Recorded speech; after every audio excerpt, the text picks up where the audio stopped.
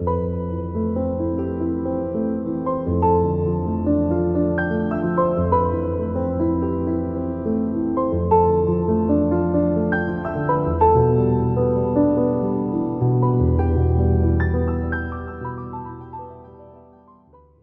Gaucher, représentant l'espace des particuliers. On travaille, mon frère et moi, sur un magasin à Clamart. Bruno Frey, expert à la CEA depuis 2006 pour les arts d'Afrique et d'Océanie. On est heureux de vous recevoir sur le stand. On s'est arrêté sur 2 articles, dont un qui nous fait particulièrement vibrer et l'autre peut-être un peu moins.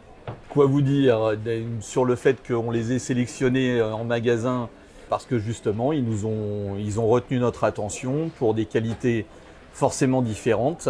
Et c'est d'ailleurs exactement ce qui m'a amené à m'intéresser aux arts premiers, puisque peut-être un peu lassé par la marchandise classique que je vendais depuis près de quelques 30 années, on ose le dire. Et pour le coup, l'art premier m'a attiré parce que justement, il fallait que j'abandonne les canons classiques de cet art que je connaissais sur le bout des doigts, ou en tout cas presque, pour découvrir quelque chose qui, certes, me fascinait ou m'attirait, mais que je n'arrivais pas à comprendre. Et de surcroît, il se trouve que plus j'essayais de comprendre, moins je comprenais quoi que ce soit à cet art. Et c'est justement le fait d'essayer d'oublier tous les canons que je connaissais qui m'ont permis aujourd'hui, j'ose le dire avec beaucoup d'humilité, de ressentir ce que ces pièces peuvent nous donner et d'arriver justement à trouver une marchandise peut-être de meilleure qualité ou en tout cas qui aujourd'hui me font, comme je le disais tout à l'heure, encore vibrer. Parce que pour moi, c'est ça. Quand je suis devant une pièce d'art premier, c'est d'abord ce que je ressens quand je regarde la pièce et ensuite, je vais commencer à l'examiner. Alors que pour l'Antiquité classique, c'est presque un peu l'inverse. Alors ici, on a un objet qui est séduisant par sa couleur, le kaolin, la couleur du bois. C'est un objet qui est indubitablement un objet qui a été fait pour les Européens. C'est un objet qui proviendrait de l'ethnie des Légas qui sont au Congo. Donc c'est un objet qui est très prisé par les collectionneurs. Un autre masque qui est moins séduisant, plus sauvage, et en même temps c'est un masque qui a été utilisé rituellement. Il provient de Côte d'Ivoire, la région des Dents, région de Danané, frontière avec le Libéria. Et ce qui est bien, c'est que c'est un objet qui n'a pas du tout été touché. On n'a pas apprêté pour qu'il ait une esthétique qui corresponde au goût des Européens. Quand vous voyez la patine à l'intérieur, elle est naturelle. Vous avez une laque noire qui est probablement indigène. C'est une laque qui est faite à base de végétaux brûlés et ensuite mélangés avec de l'huile. Une sorte de goudron ? Une sorte de goudron. D'accord.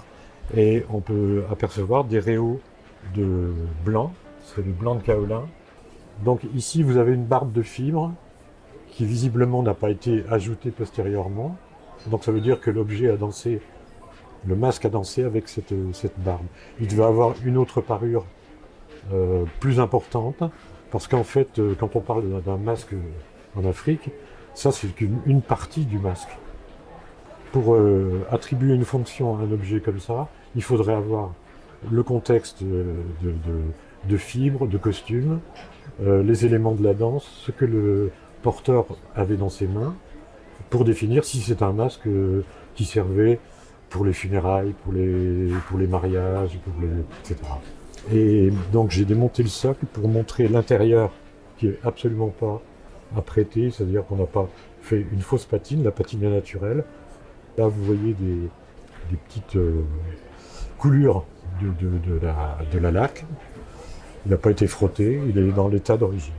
Ce qui n'est pas le cas de l'autre, c'est un bois tendre, alors que celui-ci est un bois plus dur. L'argile blanche frottée sur ce type de bois, qui est un bois probablement un fromager, donne cette couleur un peu chaude.